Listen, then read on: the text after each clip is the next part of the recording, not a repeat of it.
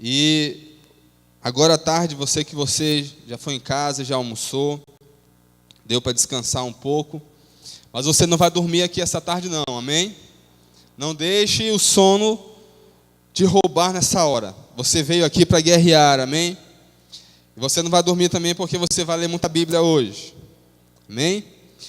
Nós estamos falando desde ontem sobre batalha espiritual, sobre anjos, sobre demônios, tudo aquilo que envolve a batalha no reino do Espírito. E o Senhor está nos capacitando, está capacitando a sua igreja, para que entre nessa realidade espiritual de guerra, amém? Você não foi salvo, você não foi alcançado para você viver dormindo no fundo do barco igual Jonas. Você foi salvo, você foi alcançado, você recebeu um chamado, você recebeu uma convocação do Senhor para no reino do Espírito ser um guerreiro, amém? Nós ouvimos ontem sobre hierarquia, hoje pela manhã falamos sobre os demônios atuando no Antigo Testamento, e agora nós vamos continuar com a palavra a respeito dessa atuação dos demônios no Novo Testamento, ou seja, voltado mais para a realidade da atuação desses seres espirituais na realidade da igreja, da eclésia, amém? Primeira coisa, vamos falar um pouco sobre os demônios. Vamos estar falando durante todos esses dias a respeito disso. Eu queria que vocês compreendessem algumas coisas, certo? O que são esses seres? Eu não vou me aprofundar nisso, porque nós teremos outra palavra a respeito disso, mas eu preciso trazer esse conhecimento para que vocês possam compreender algumas coisas, né? Eles se opõem a Deus e eles lutam para derrotar a vontade dele. Os demônios, eles são anjos caídos que se opõem a Deus e eles lutam para derrubar a vontade, o propósito de Deus. Quando falamos de batalha espiritual, é muito importante que você saiba que nós não estamos falando aqui de uma guerra entre Deus e o diabo, porque isso é ridículo. Deus medir força com o diabo. O diabo é uma criatura Lúcifer é uma criatura que Deus criou, então ele não tem a mínima possibilidade de sequer tentar lutar contra Deus. O nosso Deus, ele é todo poderoso, ele é o criador dos céus e da terra, ele é o criador de tudo. Então, quando nós estamos falando de batalha espiritual, nós não estamos falando de uma guerra entre Deus e o diabo, Jesus e o diabo lutando queda de braço. Nós estamos falando de uma realidade que existe no reino do Espírito, entre anjos de Deus, entre a igreja de Deus, entre o povo de Deus, e os principados e potestades que atuam para desfazer os planos de Deus, para interromper o agir de Deus, se opor a Deus. Isso vem da palavra do nome de Satanás, Satã, que significa adversário. Ele é também conhecido como diabo, que significa caluniador, ou difamador. Isso está em Apocalipse capítulo 12. Eles atuam na realidade do homem para trazer escravidão, para fazer o que Jesus disse em João capítulo 10. O diabo veio senão para matar, roubar e destruir. Ele não tem outra missão além de matar, roubar e destruir.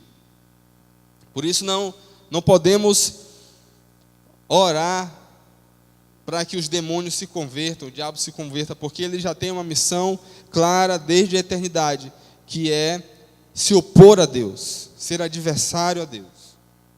Então nós estamos falando com um inimigo. Por que a gente está falando isso? Porque nós vivemos numa era em que nós conhecemos algo como uma expressão chamada politicamente correto, né?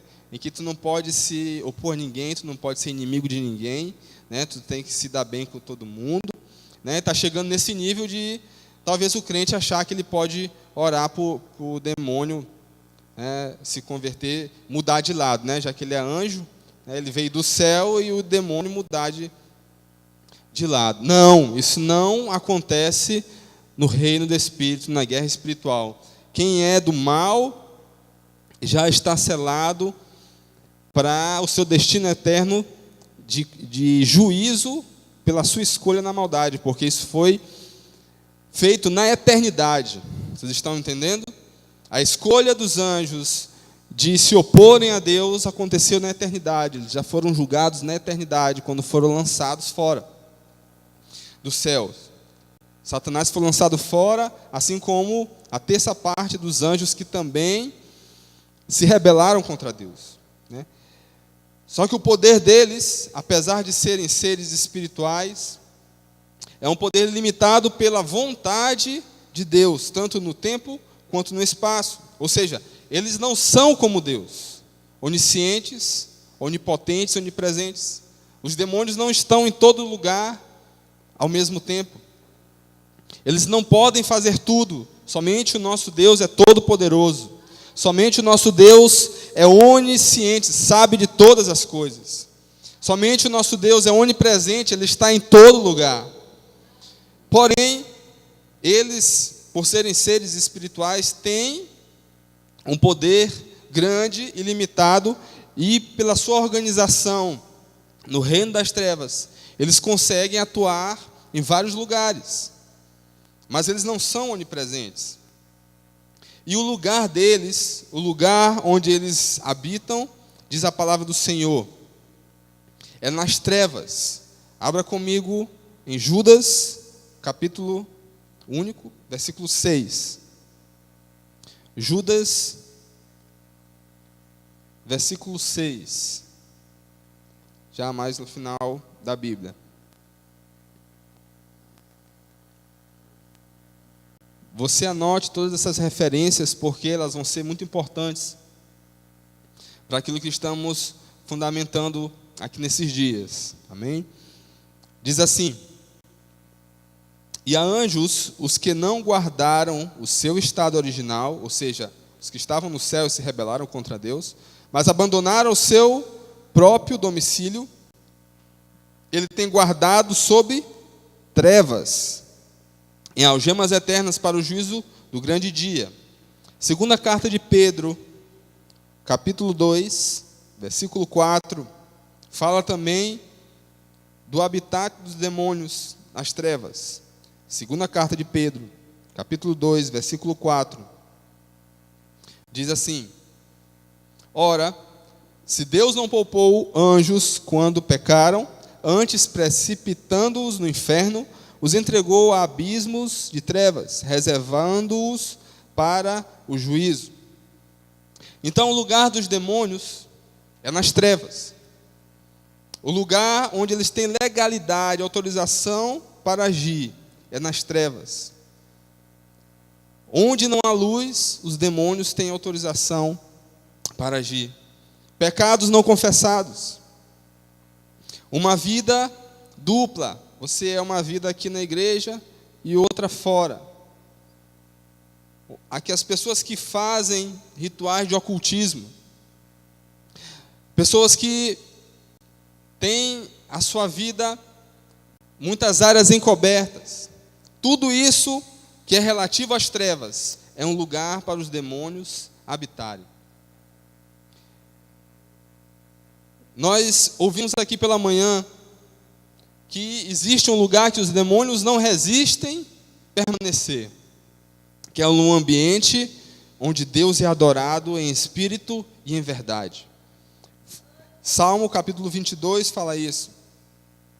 O trecho em que conta a história que nós lemos aqui pela manhã de Saul, que ficava possuído por demônios, e os seus servos chamavam Davi para adorar ao Senhor, e o demônio de Saul era mandado embora através da adoração. Isso mostra que aonde a presença do Senhor está, onde há uma verdadeira adoração, onde há um louvor verdadeiro, os demônios não resistem a esse lugar. Um ministro de batalha espiritual, muito conhecido no Brasil, ele fala isso em um de seus livros, Daniel Mastral. Ele fala de relatos em que ele, quando não era convertido, ele tinha a missão dada por demônios para ir às igrejas, para derrubar as igrejas por dentro, derrubar os crentes das igrejas.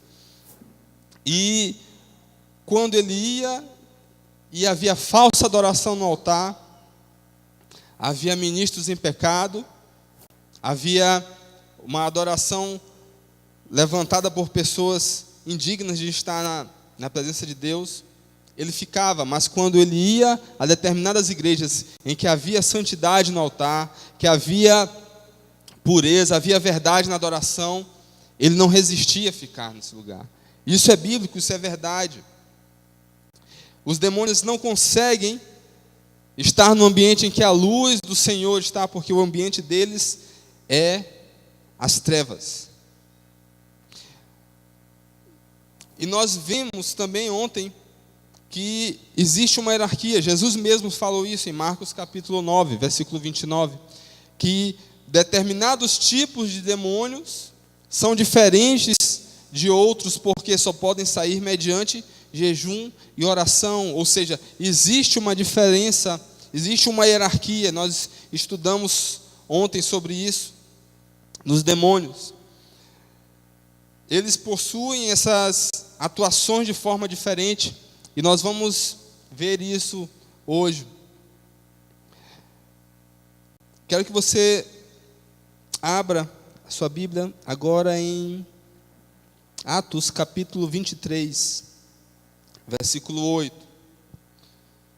Atos 23, versículo 8.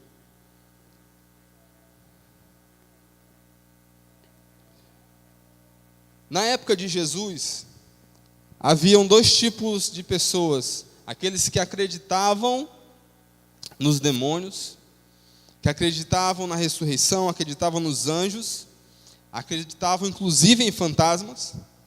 Existem textos nos evangelhos em que os discípulos de Jesus, quando estavam no barco e viram o mestre vindo à noite, no meio da tempestade, andando sobre as águas, eles acharam que Jesus era o quê? Era um fantasma. Porque isso era uma crença de uma parte dos religiosos, dos fariseus naquela época. Eles criam, como diz Atos capítulo 23, versículo 8, os saduceus declaram não haver ressurreição, nem anjo, nem espírito ou demônio, ao passo que os fariseus admitem todas essas coisas. Eles criam que existiam os demônios. Muitos deles faziam expulsão de demônios naquela época, mas outros não criam. E assim permanecem até hoje muitas pessoas. Eles tentam explicar aquilo que é relativo aos demônios de uma forma racional, humana, científica. Então, crer na existência dos demônios ou não crer não vai mudar a realidade que eles estão atuando no meio da humanidade para matar, roubar e destruir. Então, aqueles que não creem, né, você já deve ter ouvido alguém falar assim, né? Cuidado com esse negócio de macumba aí, porque isso aí pega. Aí, isso aí, não acredito nisso, né? Como se o fato dele crer ou não fosse estar protegendo ele do trabalho que é feito. Você crendo ou não crendo, isso é uma realidade espiritual. Então é bom você crer. O que nos protege contra o maligno é o sangue do Cordeiro. Aleluia! Abrem Apocalipse capítulo 12, versículo 11. O texto que estava na pulseira do presidente no dia da posse. Apocalipse capítulo 12, versículo 11. Alguém pode trazer uma água para mim, por favor? Diz assim: eles, pois, o venceram por causa do sangue do Cordeiro. Aleluia. e por causa da palavra do testemunho que deram, e mesmo em face da morte, não amaram a própria vida. Aleluia! O que nos protege do maligno é o sangue do Cordeiro. E na primeira carta de João, abra a primeira carta de João. Não se canse de abrir a Bíblia hoje. Você não vai dormir só de abrir a Bíblia, e você vai sair daqui mais fortalecido. Aleluia. Primeira carta de João, capítulo 5, versículo 18. Primeira carta de João 5, 18. Diz assim. Amém? Sabemos que todo aquele que é nascido de Deus não vive em pecado. Antes, aquele que nasceu de Deus, ele o guarda e o maligno não lhe toca. Então, o que nos protege não é o fato de você crer na macumba ou não crer na macumba, acreditar que aquele trabalho vai fazer efeito em você ou não. O que te protege é você ter o sangue do Cordeiro sobre a sua vida e você ter nascido de novo. Aleluia! Porque os demônios, eles creem na soberania de Jesus. Tem crente que acha que Deus não pode fazer tudo na vida dele, mas o diabo, ele sabe disso. Os demônios creem que Jesus, ele é soberano. Tiago capítulo 2, versículo 19. Obrigado.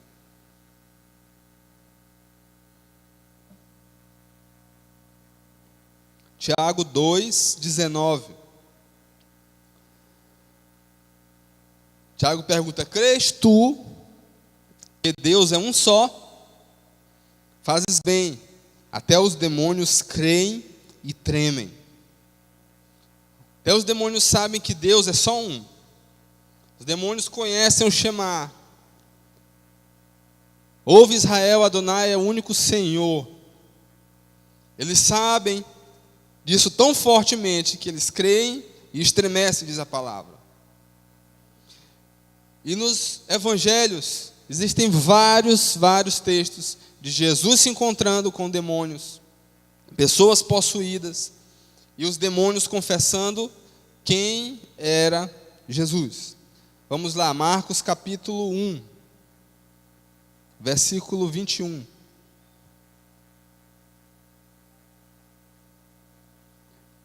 O versículo 21.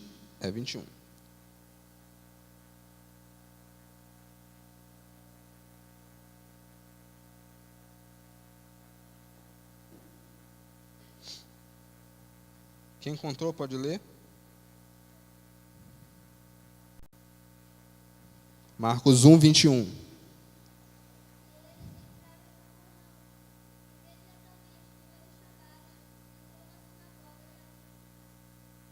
Continua.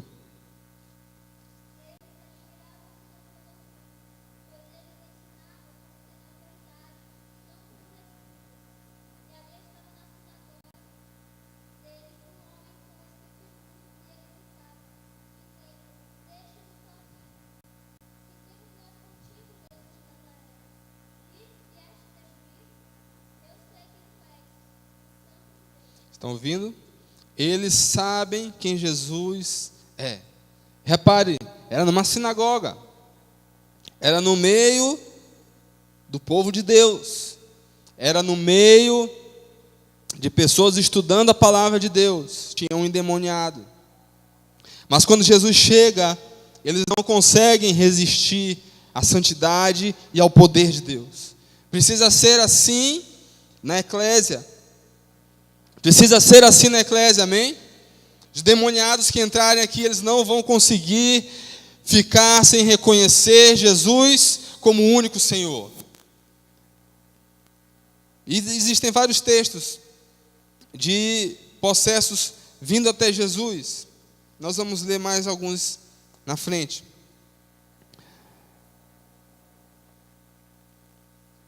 Marcos capítulo 5, também a partir do verso 1. Marcos 5, mesmo livro, a partir do verso 1.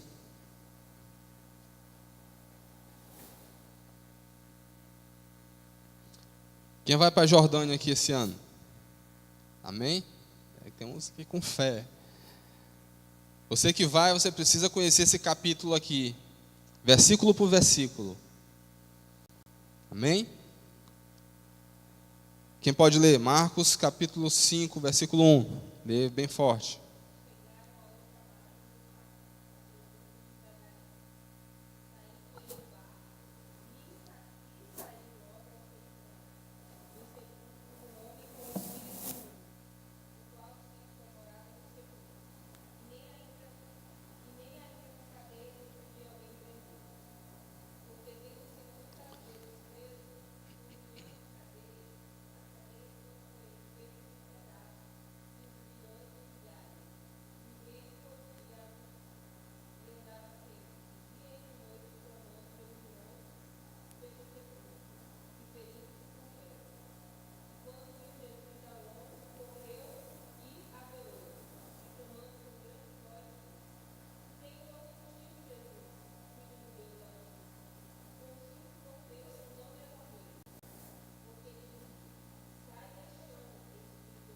Amém? O gadareno, naquela região que hoje é a atual Jordânia, ele foi e se prostrou diante de Jesus, reconhecendo que ele era o Filho do Deus Altíssimo. Antes de Pedro, lá na frente, reconhecer Jesus como Filho de Deus, os demônios já sabiam disso. Então é muito sério quando nós falamos a respeito disso, porque vamos ver como os demônios eles atuam nas pessoas. Tudo aquilo que foi falado aqui pela manhã sobre os demônios do Antigo Testamento, né, vale também porque são práticas demoníacas que vêm ao longo dos séculos, que Satanás usa com muitas vezes uma nova capa, uma nova face, mas para fazer as pessoas caírem nos mesmos pecados, caírem no engano, para matar, roubar e destruir. E nós vemos aqui nesse texto a possessão do corpo e da mente. Por que isso? Porque os demônios, eles não podem se materializar, eles são espírito. Então eles precisam, para agir nesse mundo, eles precisam estar no corpo de alguém. Quem teve experiência, ou conhece, ou já trabalhou com religiões afro, sabe que os demônios usam a expressão, quando estão possuindo a pessoa, dizendo que ele é o seu cavalo, porque eles precisam do corpo de alguém para agir. Os demônios, eles não têm referência aqui no Novo Testamento sobre demônios se materializando, se tornando em corpo físico, né? No Antigo Testamento, nós vemos em Gênesis 18, Abraão se encontrando com anjos, mensageiros de Deus. Quando Deus permite anjos se materializarem para algum propósito específico. Mas no Novo Testamento, nós não temos nenhuma referência a respeito de demônios se materializando. Esse mesmo ministro que eu falei para vocês agora há pouco, Daniel Mastral, ele fala num seminário sobre batalha espiritual que isso é possível, né? No meio do satanismo, no meio do ocultismo, demônios se materializarem. Inclusive tem uma banda de rock que tem um nome de demônios, o nome masculino para o demônio que se materializa, né? Então você que curte rock, tome cuidado com o que você escuta. O nome da banda, se eu não me engano, é Incubus, que é o nome que os satanistas usam para o demônio materializado na forma de homem. Mas essa informação que eu estou trazendo é de uma pessoa que ministra sobre isso. Nós não temos isso uma referência nas Escrituras. E a possessão, ela existe para que o demônio possa agir no corpo, na mente das pessoas. As pessoas, quando ficam possessas, elas perdem a sua consciência. Talvez você já tenha ouvido alguém falar, criticando alguém que, pelo Espírito, numa ministração, quando recebe uma unção, cai no chão e diz que aquilo é demônio. A grande diferença é o Espírito Santo de Deus, quando ele te toma, ele não rouba a tua consciência.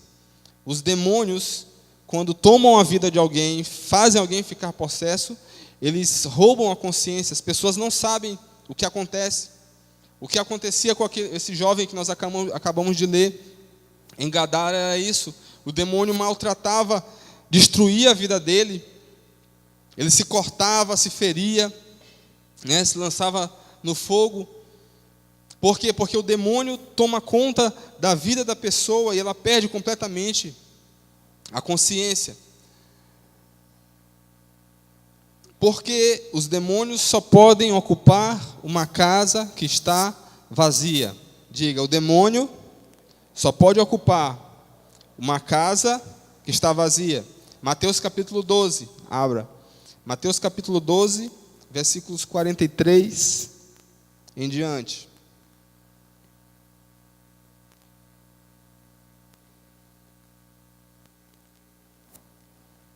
Amém? Mateus 12, 43 a 45. Diz assim: quando o espírito imundo, isso são palavras de Jesus, quando o espírito imundo sai do homem, anda por lugares áridos, procurando repouso, porém não encontra. Por isso, diz: voltarei para minha casa de onde saí, e tendo voltado, a encontra vazia, varrida e ornamentada. Então vai e leva consigo outros 7 espíritos, piores do que ele, e entrando, habitam ali. E o último estado daquele homem torna-se pior do que o primeiro. Assim também acontecerá a essa geração perversa. Primeira carta de Pedro, no capítulo 5, no versículo 8, diz que nós precisamos ser sóbrios e vigilantes, porque o diabo, o nosso adversário, anda em derredor, como um leão que ruge, procurando alguém para devorar. Ou seja, o diabo, os demônios, procuram alguém para fazer a sua morada, porque ele só pode entrar em uma casa que está vazia. O exemplo que nós falamos agora há pouco, o exemplo de Saul, o texto é bem claro dizer que Saul recebeu um demônio, recebeu um espírito imundo. Por quê? Porque o espírito do Senhor se retirou dele. Lembra? Saul era um ungido de Deus. Saul era uma pessoa escolhida por Deus, que recebeu o espírito de Deus para governar o povo de Israel. Mas quando ele cai em pecado, em desobediência, o espírito do Senhor se retira dele. E aí a casa fica vazia para os demônios. Era o que acontecia nesses relatos que nós vemos nos evangelhos. O evangelho de Marcos, talvez parece-me que é o evangelho que mais tem referências a pessoas possessas de espíritos. Vamos ler um trecho em Marcos capítulo 9.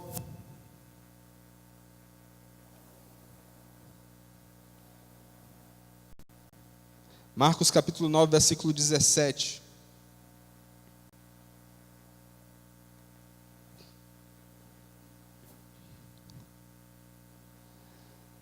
Marcos 9, 17 diz assim: e um dentre a multidão respondeu: mestre, trouxe-te o meu filho, possesso de um espírito mudo. Um espírito, o quê? Não ouvi. Mudo. Preste atenção a isso. Ele estava possesso de um espírito mudo. E este, onde quer que o apanha, lança-o por terra. E ele espuma, rilha os dentes e vai definhando. Roguei a teus discípulos que o expelissem, e eles não puderam. Então Jesus lhes disse: ó geração incrédula, até quando estarei convosco? Até quando vos sofrerei? Trazei-mo. E trouxeram-lhe. Quando ele viu a Jesus, o Espírito imediatamente o agitou com violência, e caindo ele por terra, revolvia-se espumando. Perguntou Jesus ao pai do menino: há quanto tempo isso lhe sucede? Desde a infância, ele respondeu, e muitas vezes o tem lançado no fogo e na água para o matar. Mas se tu podes alguma coisa, tem compaixão de nós e ajuda-nos. Ao que ele respondeu Jesus: se podes, tudo é possível ao que crê. E imediatamente o pai do menino exclamou com lágrimas: eu creio, ajuda-me na minha falta de fé.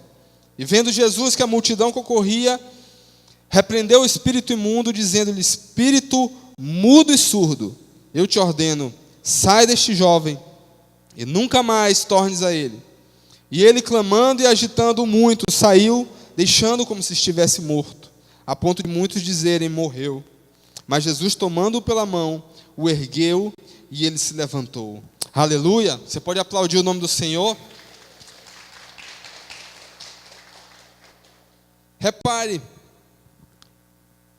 o pai disse que ele tinha esse problema de possessão desde a infância. E fala também que o espírito se apoderava dele. Isso pode fazer com que você tenha o discernimento de que a mudez vinha sobre o jovem. Ele não era mudo de nascença. A possessão do demônio fazia ele ficar mudo,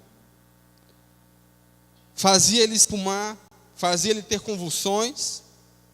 E nós vemos hoje em dia muitos céticos, muitos incrédulos, dentro até mesmo da igreja, tentando explicar certas manifestações de demônios como se fossem doenças, como se fosse por causa da medicina da época que não era avançada.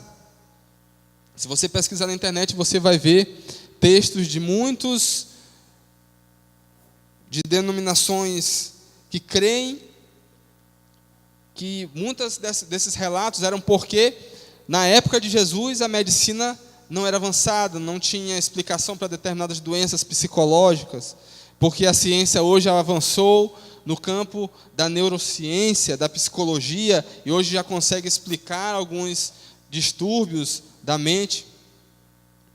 Cuidado, isso muitas vezes é um engano de Satanás, para que o espírito de enfermidade permaneça na vida da pessoa. E o livro de Marcos e os outros evangelhos relatam muitos casos que chamam a nossa atenção de espíritos mudos, espíritos que calam a voz da pessoa.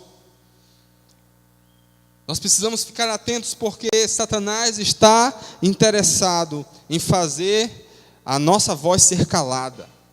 Satanás está interessado em você vir para o culto, na hora da adoração você ficar com a sua boca cerrada. Na hora de lutar por um problema, na batalha espiritual, por determinada guerra dentro da sua casa, a sua boca fique fechada. Satanás, ele quer, através dos seus demônios, que nós não usemos uma arma que nós temos chamada palavra profética, palavra de Deus. Então saiba de uma coisa: todas as vezes que você vier a essa casa, chamada casa de oração para todos os povos, saiba que você vem aqui para usar a sua boca. Aleluia? Amém? Não venha sem esse entendimento. Não deixe nenhum espírito calar a sua voz. Seja a boca de Deus onde quer que você esteja. Amém? Nós lemos a respeito de um processo dentro de uma sinagoga. A cidade de Cafarnaum, a cidade de Pedro, a cidade onde Jesus morou por um tempo, que Jesus condenou pela sua incredulidade. E incredulidade é casa vazia para os demônios morarem. Em Lucas capítulo 4, versículo 41, há um relato a respeito dessa cidade, de Cafarnaum. Abra sua Bíblia em Lucas 4, 41. Lucas 4, 41 diz assim: ao pôr do sol, todos os que tinham enfermos de diferentes moléstias lhes traziam, ou seja, traziam diante de Jesus. E ele os curava, impondo as mãos sobre cada um. Também de muitos saíam demônios, gritando e dizendo: Tu és o Filho de Deus. Ele, porém, os repreendia para que não falassem, pois sabiam ser ele o Cristo. Em Jerusalém também acontecia algo semelhante. As pessoas, lá em Atos capítulo 5, versículo 16, você pode só anotar, falam de um relato de pessoas de Jerusalém e dos arredores de Jerusalém, trazendo pessoas atormentadas por espíritos para serem curados. Repare, esse texto fala algo, expressa isso de uma forma muito interessante. Diz assim, Atos 5,16: Afluía também muita gente das cidades vizinhas a Jerusalém, levando doentes e atormentados de espíritos imundos, e todos eram curados. Ele não diz todos eram libertos, ele diz todos eram curados. Esses espíritos que vêm em forma de enfermidade podem possuir as pessoas. E os evangelhos deixam isso bem claro. Há aqueles que não ficam possessos de demônios, como a gente leu no relato desse menino, que espumava pela boca, que tinha uma força sobrenatural para quebrar grilhões. Mas eles ficam possuídos por doenças geradas por demônios. Nem toda doença é causada por demônios, mas existem doenças que vêm por espíritos de demônios. Está em Lucas capítulo 13. Você pode abrir também Lucas capítulo 13, versículo 11. Lucas 13, 11. Diz assim: Veio ali uma mulher possessa de um espírito de enfermidade. Havia já 18 anos, andava ela encurvada, sem de modo algum poder endireitar-se. Vendo Jesus, chamou e disse-lhe: Mulher, estás livre da tua enfermidade. E impondo-lhe as mãos, ela imediatamente se endireitou e dava glória a Deus. Aleluia. Essa palavra, estás livre, no seu original grego, fala que você está livre para sempre. Jesus veio para desfazer as obras do diabo para sempre. Nós precisamos entender isso. Jesus veio para fazer uma obra completa. E aqui está um exemplo de uma mulher que ela caminhava com um espírito trazido, uma enfermidade trazida por espíritos malignos. Lucas 11, versículo 14, também fala sobre isso.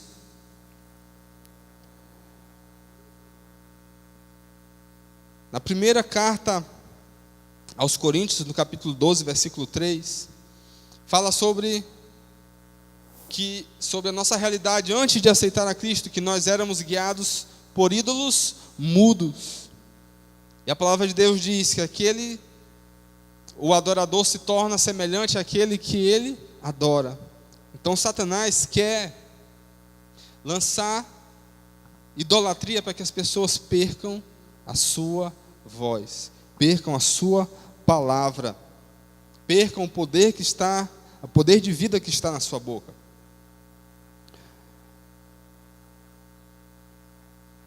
Outra forma dos demônios atuarem, que nós vemos no Novo Testamento, além das possessões, além das enfermidades, e agora de uma forma muito séria para os nossos dias, que é através dos ensinos de demônios. Algumas traduções falam doutrinas de demônios. Por que existem esses ensinos? Porque havia a doutrina dos apóstolos, havia a doutrina de Deus, o ensino de Deus. E o ensino dos demônios é para desfazer, destruir aquilo que é doutrina bíblica. Esse texto quero que vocês acompanhem comigo em 1 carta a Timóteo, capítulo 4, versículo 1. Quem encontrar rapidamente pode ler em voz alta. Primeira carta de Timóteo, capítulo 4, versículo 1.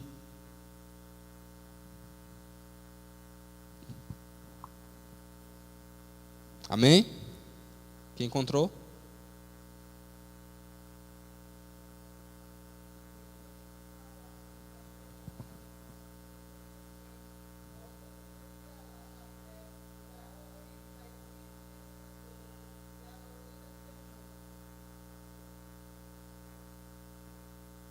Continuando.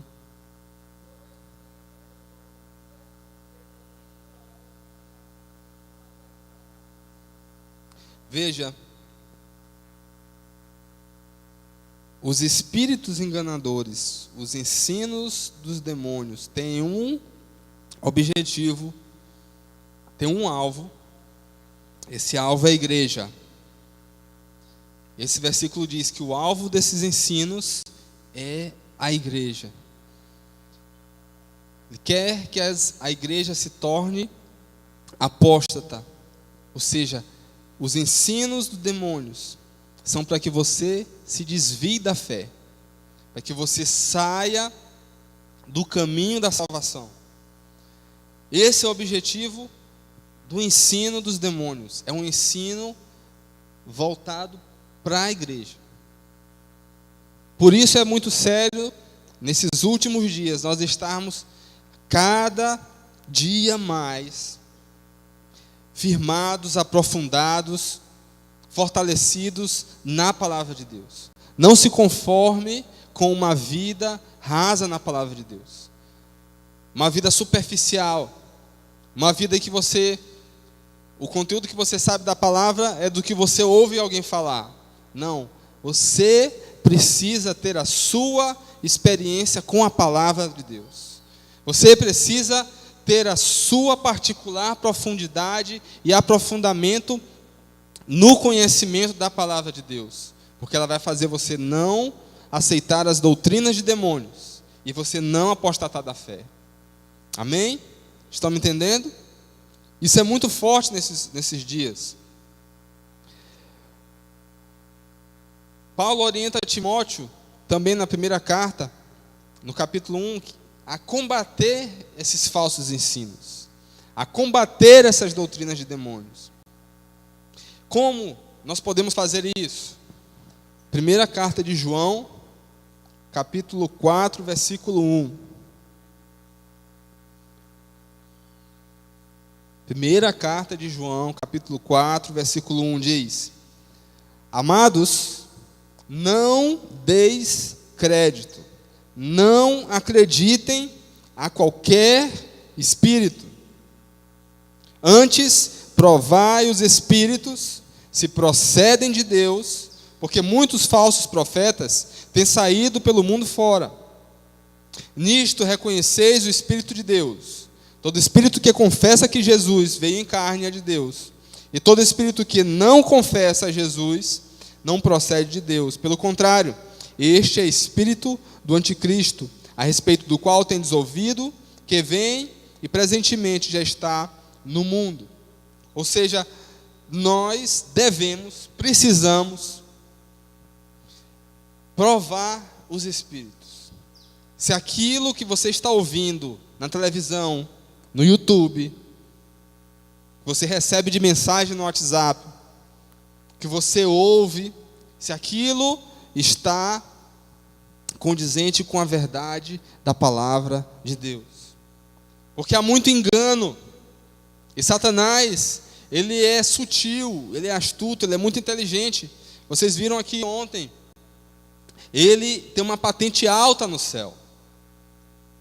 Ele tem muitas estratégias para que a verdade da palavra seja distorcida.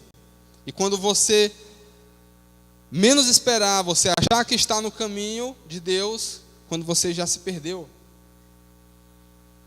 É muito sutil, é muito ardiloso. Por isso ele nos orienta a fazer essa prova. Provar os espíritos para saber se eles procedem de Deus. Pastor, como é que eu vou fazer isso? Ele já ensinou aqui. Jesus é a nossa referência, amém? Jesus é o nosso Senhor, se esse Espírito, se esse ensino, se essa pessoa não se submete ao senhorio de Jesus, ao que Jesus estabelece na sua palavra, ele deve ser considerado como falso e deve ser rejeitado. Primeira carta aos Coríntios mostra como Deus capacita a sua igreja a vencer e a reconhecer esses enganos de Satanás. Vamos, primeira carta aos Coríntios, capítulo 12. Fala sobre os dons espirituais. Primeira carta aos Coríntios, capítulo 12, versículos 2 a 10. Deus capacita a sua igreja com algo específico em relação aos espíritos, em relação àquilo que eles precisam para saber se aquele ensino, aquele espírito é de Deus ou não. Diz assim: a respeito dos dons espirituais, eu não quero, irmãos, que sejais ignorantes. Sabeis que outrora, quando erais gentios, deixáveis conduzir-vos aos ídolos mudos, segundo éreis guiados. Por isso, eu vos faço compreender que ninguém que fala pelo Espírito de Deus afirma: anátema, anátema Jesus. Ou seja, maldito Jesus. Por outro lado, ninguém pode dizer Senhor Jesus, senão pelo Espírito Santo. Ora, os dons, eles são diversos, mas o Espírito é o mesmo. E também a diversidade de serviços, mas o Senhor é o mesmo. E há diversidade nas realizações, mas o mesmo Deus é quem opera tudo em todos. A manifestação do Espírito, esse Espírito está com letra maiúscula, porque é o Espírito Santo de Deus. A manifestação do Espírito é concedida a cada um, visando a um fim proveitoso, porque a um é dada mediante o Espírito palavra de sabedoria, e a outro, segundo o mesmo Espírito, a palavra do conhecimento, e a outro, do mesmo Espírito, a fé, e a outro, no mesmo Espírito, dons de curar, e a outro, operações de milagres, a outro, profecia, e a outro, discernimento de espíritos. Ou seja, discernir espíritos, saber se aquela manifestação é de Deus ou não. Porque o diabo, ele é imitão. Ele imita a adoração a Deus para trazer engano. Quem estava aqui na igreja, na época que a igreja começou aqui na tenda, né? Aqui nesse mesmo lugar, só que era só a tenda. Depois, logo quando saímos dali da varanda, viemos para cá, para a tenda. Quem estava aqui nessa época? Nesses dias, um culto aqui de domingo, na hora da adoração começou a aparecer uma criatura estranha no nosso meio. Não sei se vocês lembram. Alinhado, de paletó, de gravata. Se bem que isso já distou um pouco, né? Da gente aqui. Apareceu e na hora da adoração aqui do louvor, ficou logo aqui na frente e dançava, e rodopiava e fazia aviãozinho. Isso aí, com certeza, ele rodava a igreja aí, adoidado fazendo isso. Mas aqui o Senhor nos deu discernimento de espíritos, amém? Deixou no primeiro dia, a gente já sacou esse daí é demônio. Ficou lá na dele. Passou o culto, lá vem de novo. Rapaz, agora não. O pessoal da equipe aqui já começou a se preparar para a guerra. Na hora que ele foi confrontado, um dos obreiros aqui deu uma palavra de exortação para ele, o diabo se manifestou logo na hora.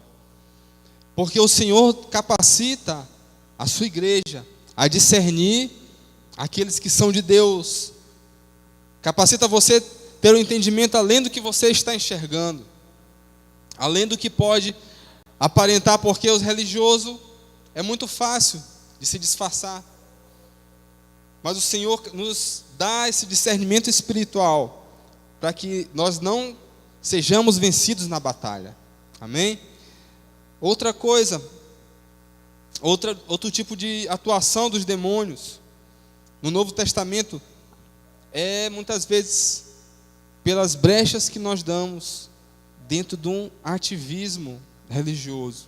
Apocalipse capítulo 2, versículos 24 e 25.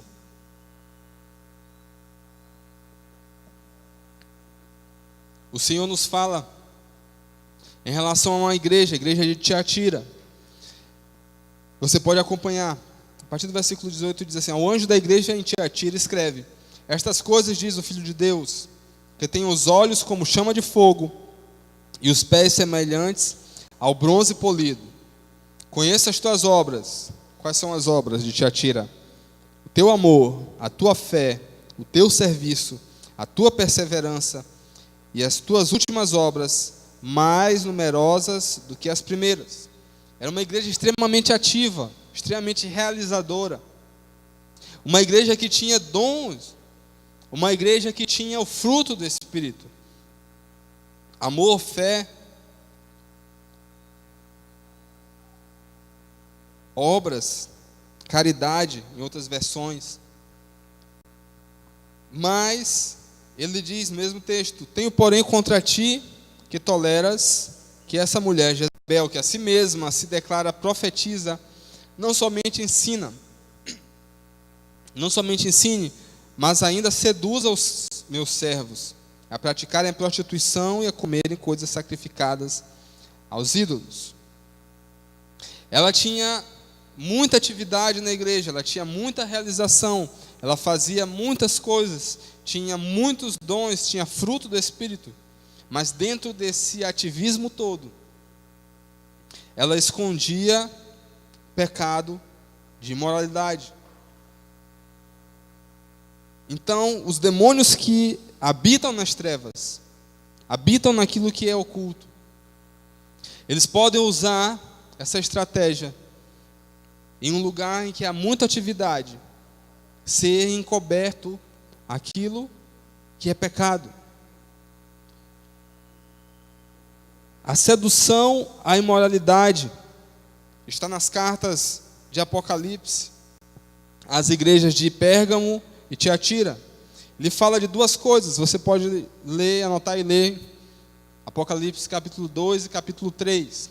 Fala sobre as cartas às igrejas da Ásia. Dessas igrejas, Pérgamo e Tiatira, existe em comum uma exortação a respeito de atuação de demônios na igreja. E diz que essas igrejas tinham doutrina de Balaão, que representa fazer os filhos de Israel caírem em pecado, comendo sacrifícios a ídolos e caindo em imoralidade.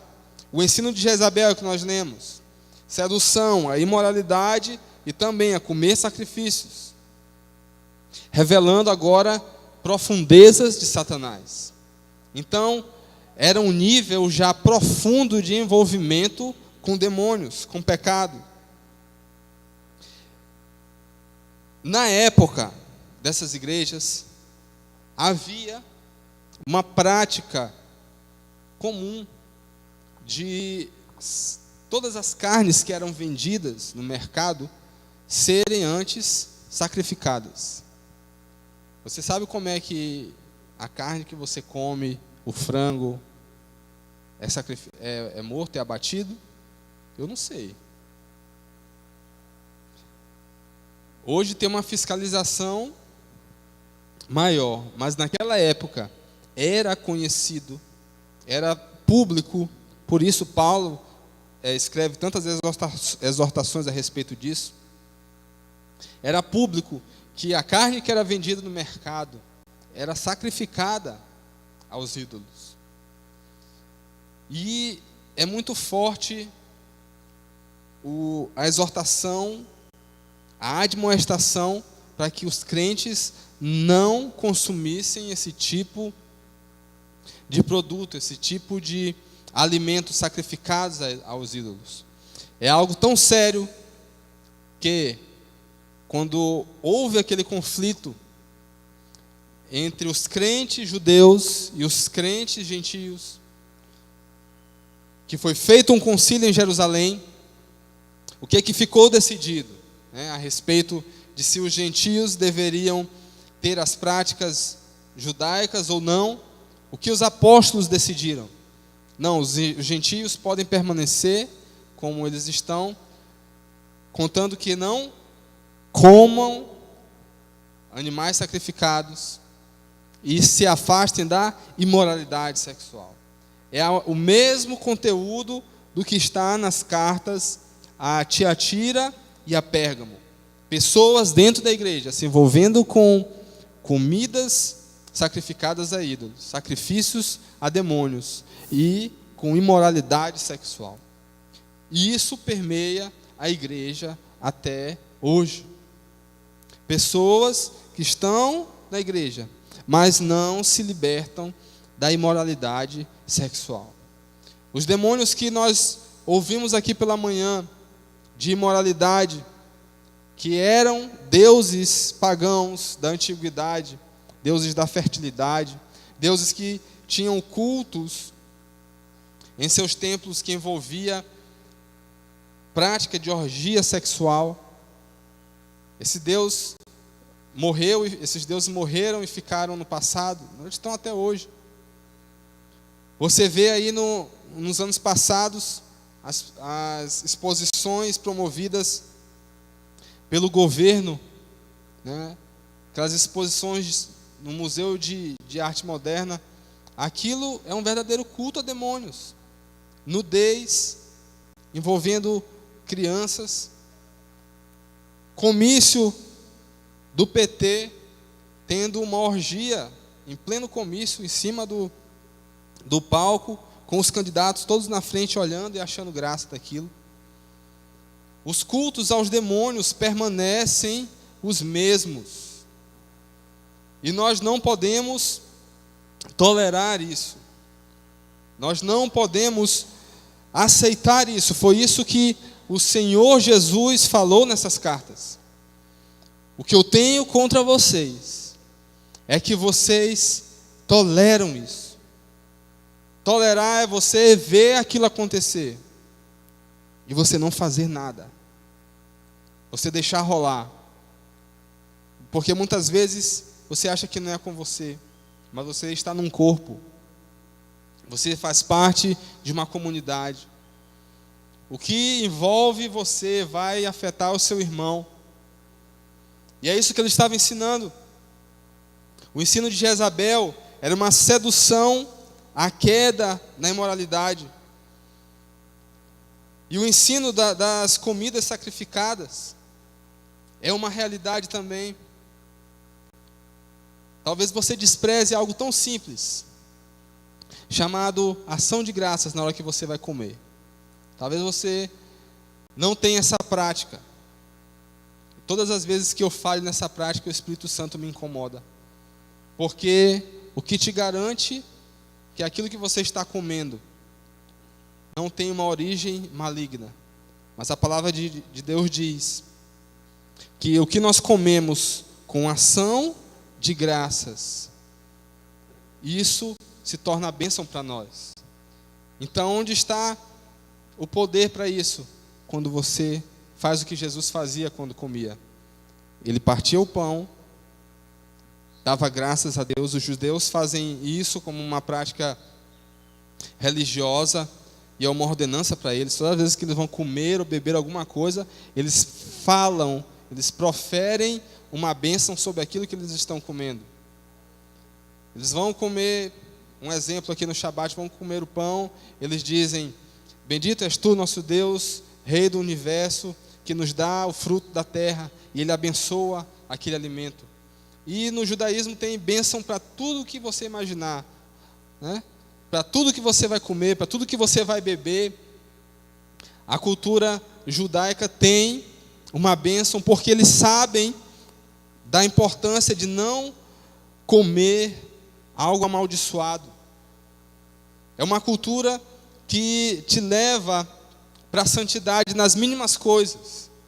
Por mais que eles estejam muitos perdidos na sua religião, aquilo que está como cultura bíblica serve para nós. Amém? Um exemplo disso, de zelar por não cair em idolatria e nem estar sujeito aos efeitos dela. Certa vez estávamos em Jerusalém, no muro, e estava tendo o bar mitzvah do Lucas, e as pessoas que estavam na caravana, eu acho que Alberto estava nesse dia, estava, né? Uma pessoa da caravana, um senhor, né, um pouco sem conhecimento, ele diz assim: Senhor, chamou o apóstolo, o líder da caravana, e disse: Deus está falando comigo para nós nos ajoelharmos aqui na frente desse muro e fazermos uma oração. E aí o apóstolo disse: Senhor, não pode, porque aqui ninguém se ajoelha e tal. E eu parei para pensar assim: o judeu não se ajoelha para orar, por que será? Eu fui procurar saber, porque os judeus se ajoelhavam para orar, mas quando eles foram cativos para a Babilônia, na Babilônia tinha tantos deuses espalhados em todos os lugares da cidade, que se eles se ajoelhassem, eles corriam o risco de, em vez de estar se ajoelhando para Deus, eles estar se ajoelhando diante de um ídolo. Então, para evitar que eles estivessem se ajoelhando na frente de um ídolo, eles oraram em pé, e até hoje eles não oram mais ajoelhados. Só para zelar pelo mandamento de ter um único Deus, não se prostrar diante de nenhum outro. Que esse zelo nos consuma, que esse zelo nos tome quando formos comer também algo. Lembremos de, antes de comer, dizer: Senhor, abençoa esse alimento. Senhor, abençoa a obra das minhas mãos. Me livra de todo o mal que isso aqui pode causar. Que nós estamos nessa cultura. Mais de 3.000 anos, a cultura de sacrifício de comidas a demônios ainda existe. Vocês sabem disso. Vocês sabem disso. Então tenhamos essa prática em nosso meio. Amém? Aclésio, Daniel.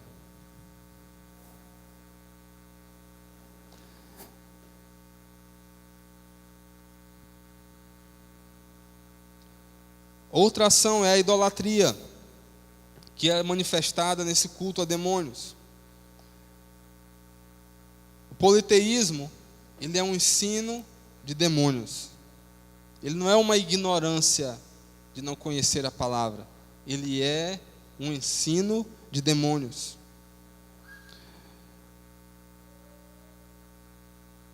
Vamos ler um texto que mostra isso que nós acabamos de falar. Primeira carta aos Coríntios, capítulo 10, versículo 18.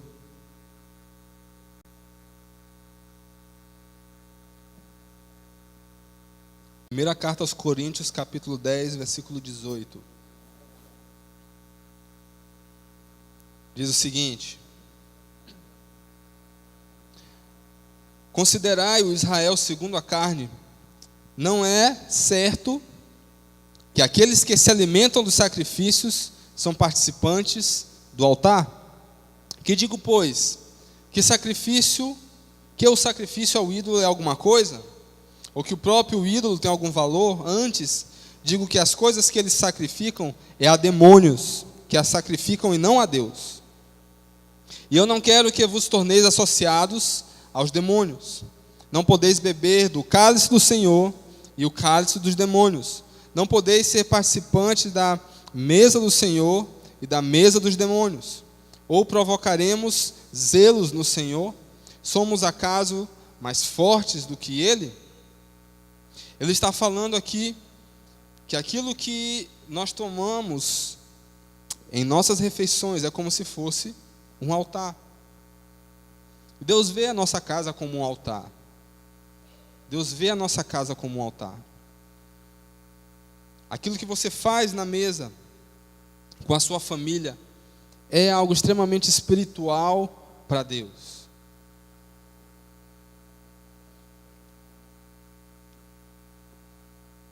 Outra ação dos demônios no Novo Testamento, esse texto que nós lemos na carta Tiatira, fala das profundezas de Satanás, que nós podemos entender como misticismo. O misticismo que age hoje no meio secular e que entra por muitas doutrinas da igreja. Apocalipse, no capítulo 2, nas cartas a Esmirna e a Filadélfia, faz uma referência a algo chamado sinagoga de Satanás. Referência a judeus que se dizem ser de Deus, mas na verdade são instrumentos de Satanás para a perdição. Como eles agiam? Na primeira carta a Timóteo, no capítulo 1, diz assim: quando eu estava de viagem rumo à Macedônia, te roguei permanecesses ainda em Éfeso, para demonstrares a certas pessoas, a fim de que não ensinem outra doutrina, nem se ocupem com fábulas e genealogias sem fim, que antes promovem discussões do que serviço a Deus na fé. Eram ensinos trazidos pelos judeus que se ocupavam com fábulas, e isso existe até hoje. Os livros judaicos que contam fábulas, que contam histórias e misticismo nesse conteúdo, eles trazem no fim deles discussões que não servem em nada para o crescimento. Muitas vezes eu fui procurar algum tema bíblico para ouvir a palavra de algum judeu. Eles se enveredam por questões tão místicas, tão sem sentido, que não aproveitam algum naquilo. Isso, como diz o texto, promove somente discussões, né, sem edificar a nossa fé. Na segunda carta a Timóteo, no capítulo 4, ele fala: pois haverá um tempo em que eles não suportarão a sã doutrina. Pelo contrário, cercar-se-ão de mestres segundo as suas próprias cobiças, como que sentindo coceira nos ouvidos, e se recusarão a dar ouvidos à verdade, entregando-se às fábulas. Essas mesmas práticas, histórias judaicas, que fazem as pessoas rejeitarem o bom ensino, a sã doutrina. Teve uma vez que um jovem me procurou e disse assim: eu achei um livro legal, Introdução ao Judaísmo. Eu digo: não, compra não, vai ler tua Bíblia, vai. Tu vai enveredar por um caminho tão louco que tu vai abandonar a fé, se tu não tiver firmado.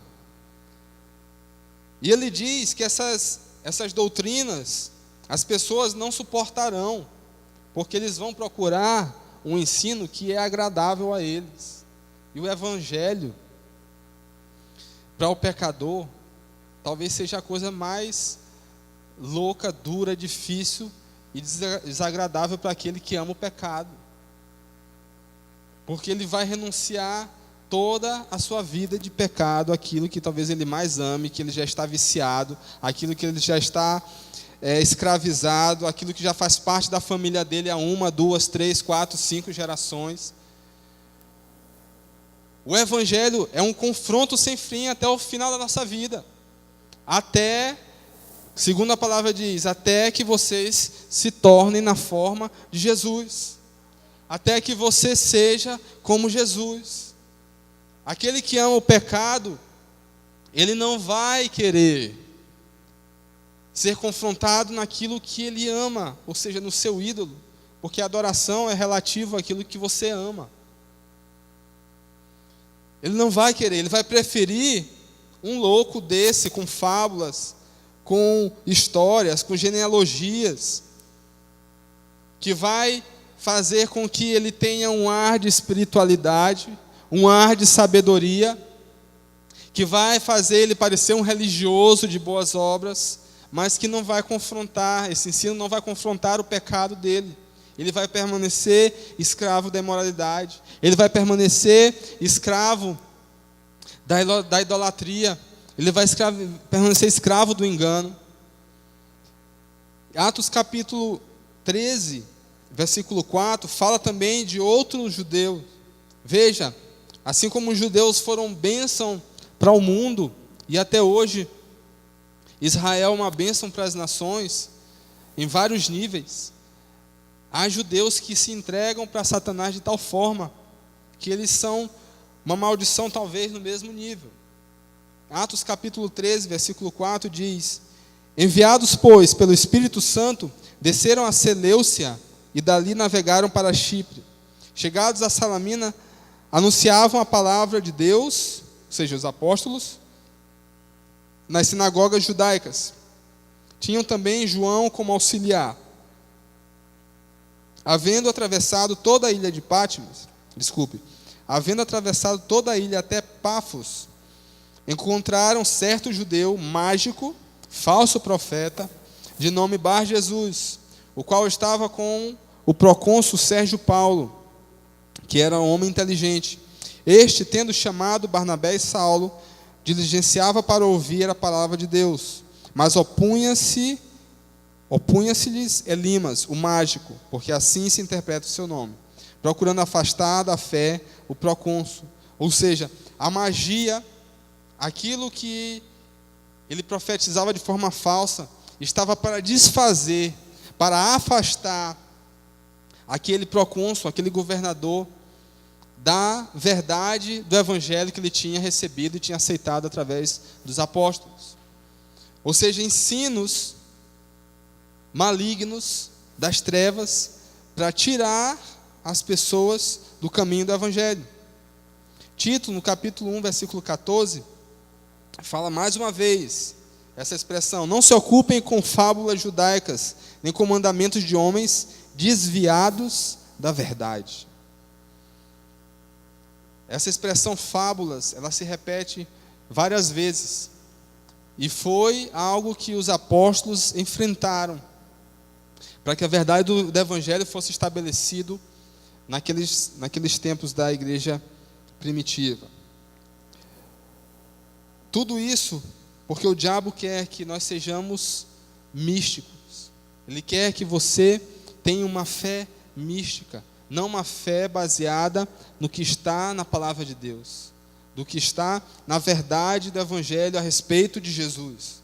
E nós vemos isso hoje através do sincretismo que temos na nossa nação. Muitas igrejas, você vê, adota práticas do espiritismo, práticas que vêm das religiões afro, né? O culto às vezes até parece um culto de uma religião afro por causa do sincretismo, porque o diabo quer que as pessoas caminhem de forma mística, não crendo na verdade da palavra. Atos capítulo 8, versículo 9, fala mais uma vez os apóstolos ministrando a palavra do evangelho e o confronto com o reino das trevas.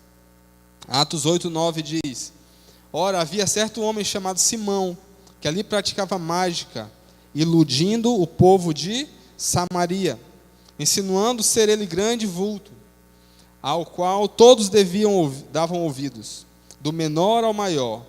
Veja, mais uma vez, esses demônios estão influenciando pessoas ligadas ao governo, autoridades da cidade. Foi com o procônsul, agora é com os maiores da cidade de Samaria. E ele dizia assim: esse homem é o poder de Deus, chamado grande poder. Esse que praticava mágica, ilusionismo. Aderiam a ele porque havia muito os iludira com mágicas.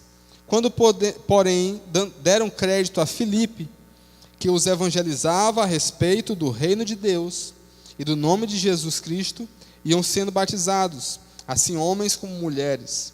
O próprio Simão abraçou a fé e, tendo sido batizado, acompanhava Filipe de perto, observando extasiados sinais e grandes milagres praticados. Veja, esse homem possuído de espírito imundo, de magia, que realizava ilusões para ganhar popularidade, para ganhar poder na cidade. diz a palavra que ele ouviu a palavra de Filipe, aceitou, foi batizado e caminhava com Filipe. Mas chegou um momento, quando você lê o texto até o final, em que ele manifestou a iniquidade do seu coração. Ele viu Filipe orando e as pessoas recebendo o batismo com o Espírito Santo, falando em línguas, e ele disse que ele ofereceu dinheiro para Filipe para fazer a mesma coisa. Tentou comprar, como no mundo se faz, o poder de Mamon. Tentou comprar o poder de Deus. E aí Filipe o repreendeu. Então Satanás, ele se infiltra no meio da igreja. Às vezes é batizado, caminha muitas vezes com alguma liderança, para minar, para na hora da cilada, minar, destruir a vida das pessoas, lançar uma seta, lançar uma cilada. E foi o que ele fez com Filipe. Porém Filipe o repreendeu da sua maldade, tentando subornar e comprar o poder de Deus. Hoje o judaísmo, ele está completamente envolvido com o misticismo, que é a cabala, que é bruxaria, envolve consulta a mortos, envolve poderes das trevas, envolve fazer, inclusive, até magia. A religião judaica está envolvida. Porque esses mesmos demônios da época de Jesus permanecem atuando até hoje. E dentre eles há os demônios de falsas teologias. Diga, falsa teologia. Eu estudando sobre isso, o Senhor me falou algo muito interessante. Queria que você abrisse em 2 textos. Apocalipse capítulo 12. Nós já lemos aqui, mas vamos reforçar. Apocalipse capítulo 12, versículos 7 a 9. E Ezequiel capítulo 28. Ezequiel capítulo 28, versículos 14 e 15.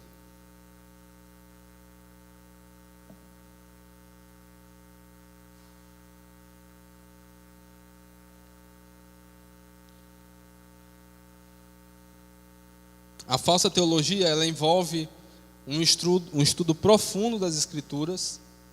Não é geralmente uma coisa superficial, em que você pega e interpreta da sua forma, né? Não, geralmente é algo estruturado, é algo arquitetado, é algo muito bem planejado, uma doutrina falsa. E elas estão enraizadas principalmente porque temos um histórico de cristianismo que passou por Roma. E Roma causou um desastre no ensino da palavra de Deus. Apocalipse capítulo 12, versículo 7. Quem pode ler? Rapidamente. Apocalipse 12, 7.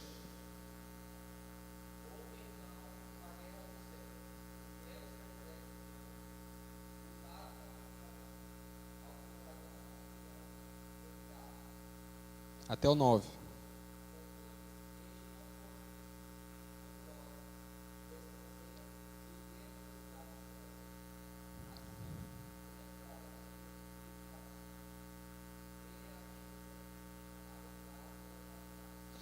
O que foi que eles perderam? O que foi que os demônios perderam e Satanás? O seu lugar no céu. Que lugar era esse no céu? Ezequiel capítulo 28, versículos 14 e 15. Diz o seguinte: Tu eras querubim da guarda ungido, e te estabeleci. Permanecias aonde?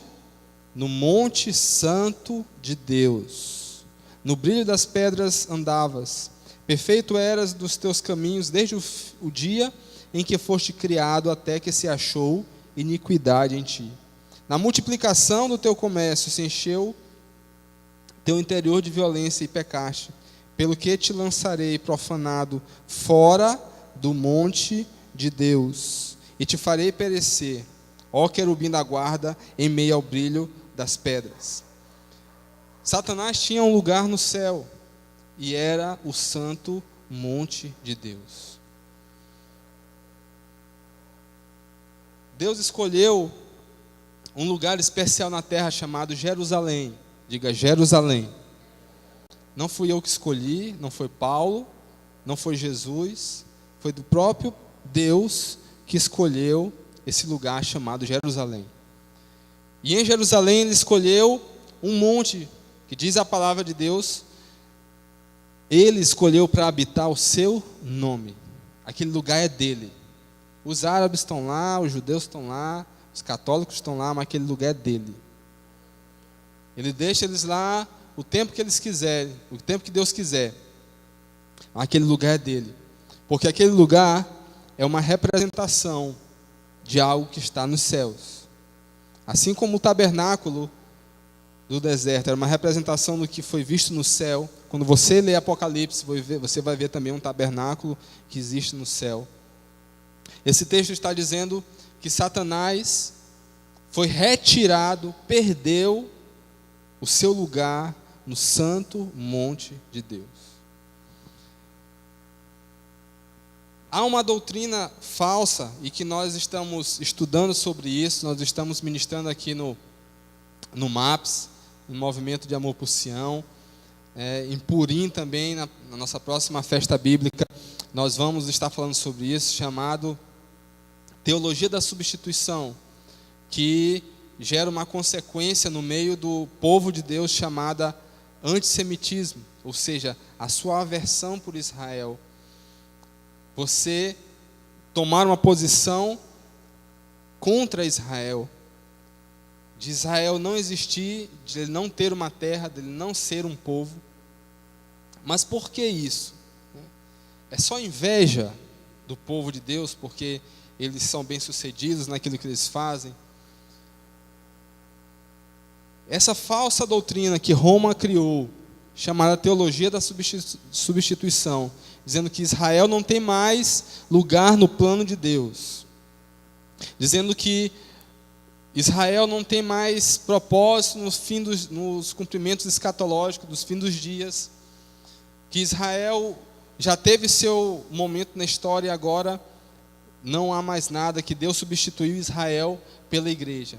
Esse ensino falso acontece porque Satanás foi retirado do santo monte de Deus. A promessa para o povo de Deus é o quê? Nós iremos morar na nova Jerusalém. A nova Jerusalém. Esse lugar que está nos céus, que um dia o Senhor trará para a terra. Esse lugar que está na presença de Deus, Satanás perdeu com seus anjos para nunca mais voltar. Ele nunca mais poderá estar no santo monte de Deus. E é o lugar que Jesus prometeu para que eu e você tenha na eternidade. Você está entendendo? Por isso, Ele vai fazer de tudo para que você não tenha amor nenhum por esse lugar. Para que você não tenha interesse nenhum por esse lugar. Para que você ache que Jerusalém é uma besteira do passado. Para que você ache que Jerusalém é algo que não tem nada a ver com você. Como algumas vezes eu já ouvi discussões, né? Certa vez, se eu não me engano, foi a pastora Karine em alguma de suas discussões pelo Facebook com alguém, né? A pessoa questionou: vocês são idólatras de Jerusalém, né? A maioria das vezes que Jesus se relacionou com Jerusalém foi com confronto com os religiosos sobre aquela cidade que ele chegou destruindo a corrupção do templo e tudo. Jerusalém é o lugar que Satanás luta para que eu e você não estejamos. Porque um dia ele esteve no santo monte de Deus. Esse lugar ali em Jerusalém, aquele Monte Moriá, o monte que estava o templo, é uma representação daquilo que está na eternidade, que um dia se cumprirá, quando o Senhor fizer descer do céu a Nova Jerusalém.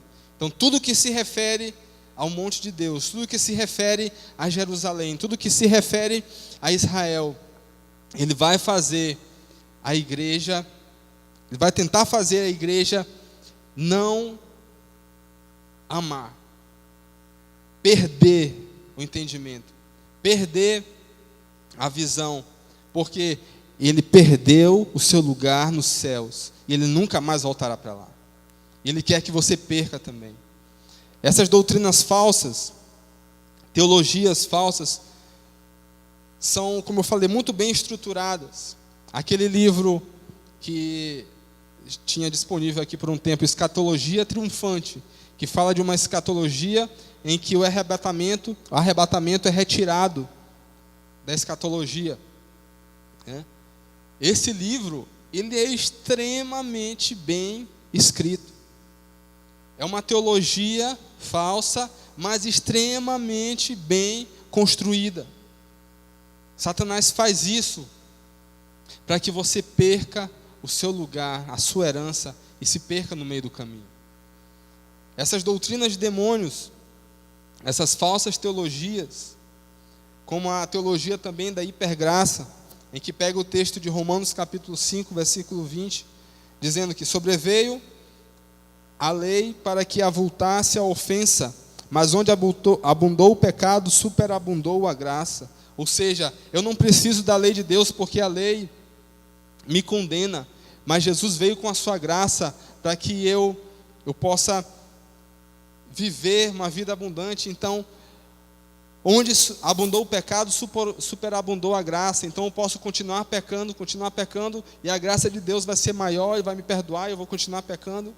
E as pessoas vivem escravas do pecado, sem serem livres, por causa de um ensino falso de demônios.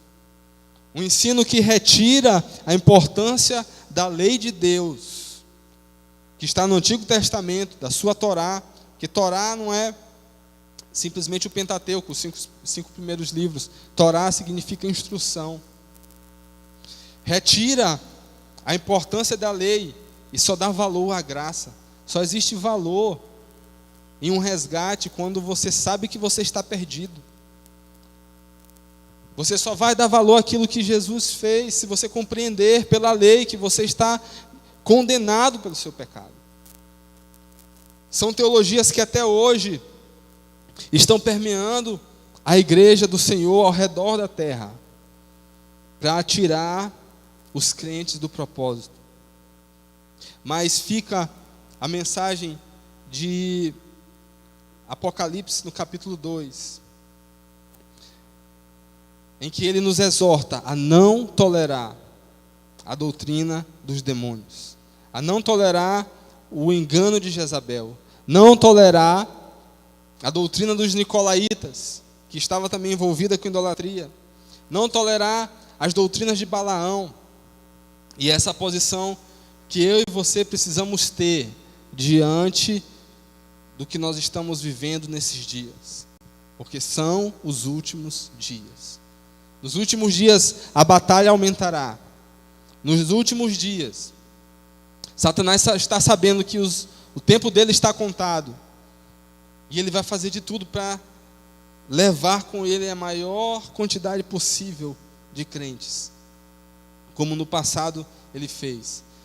Mas aquele que é fiel, ele disse: ser fiel até a morte, e você terá a coroa da vida. Aleluia. Fique em pé, vamos orar um pouco.